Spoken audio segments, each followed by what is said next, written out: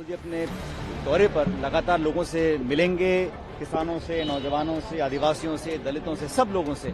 और मुझे लगता है इस यात्रा से बहुत उत्साहित कांग्रेस वर्कर भी है। इस यात्रा का लाभ न सिर्फ पार्टी समाज को मिलेगा, लेकिन देश में भी एक नई क्रांति हो रही है और मुझे लगता है कि बहुत कामयाब यात्रा राहुल जी की होने वाली है। भाजपा के पास अपना जो अब तक का रिकॉर्ड राज्य सरकार बनाने के बाद जो वादा खिलाफी सामने आ रही है वो जन जन तक पहुंच रही है। और सबसे महत्वपूर्ण है कि 10 साल का केंद्र सरकार का जो शासन रहा उसमें हर वर्ग पीड़ित रहा। विशेष रूप से जो गरीब तबका है, किसान है, नौजवान है, आज अपने भविष्य को अंधकार में देख रहा है।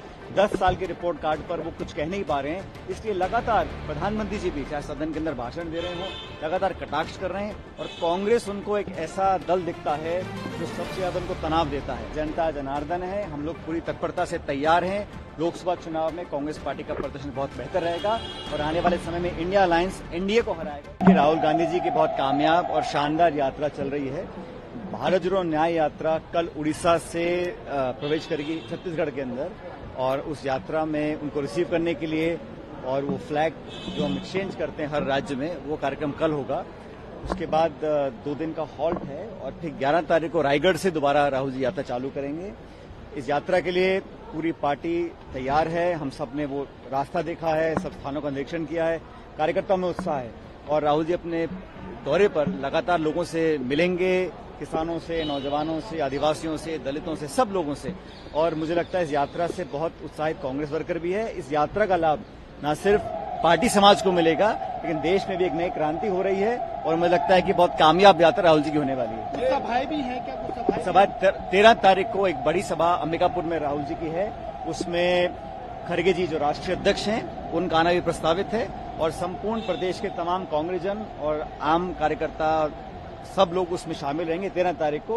लेकिन यात्रा एक माध्यम है लोगों से जुड़ने का और इस न्याय यात्रा के माध्यम से जिन बातों को राहुल जी रेखांकित कर रहे हैं वो बहुत प्रासंगिक हैं और मुझे पूरी उम्मीद है कि यात्रा ऐतिहासिक यात्रा होने वाली है। भारतीय जनता पार्टी के लोग बोल रहे हैं यात्रा से कोई फर्क नहीं पड़ेगा, अपने लोगों को नहीं जोड़ पा रहे, देश को जोड़ने। अब वो तो ऐसा है, भाजपा के पास अपना जो अब तक का रिकॉर्ड राज्य सरकार बनाने के बाद जो वादा खिलाफी सामने आ रही है वो जन जन तक पहुंच रही है। और सबसे महत्वपूर्ण है कि 10 साल का केंद्र सरकार का जो शासन रहा उसमें हर वर्ग पीड़ित रहा। विशेष रूप से जो गरीब तबका है, किसान है, नौजवान है, आज अपने भविष्य को अंधकार में देख रहा है।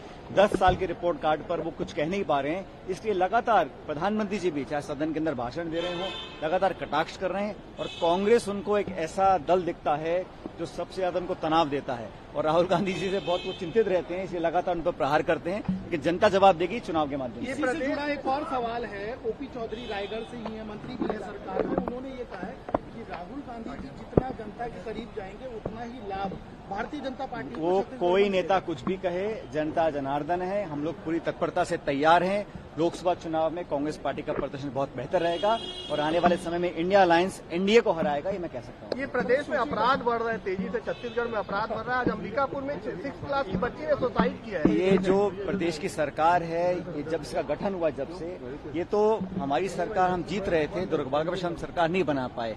अब ये सत्ता संभाली है लेकिन सत्ता को सही रूप से संभाल नहीं पा रहे हैं, हर क्षेत्र में बहुत जल्दी विफल होते दिख रहे हैं और मुझे लगता है इसका नकारात्मक परिणाम भाजपा के लिए लोकसभा चुनाव में आएगा।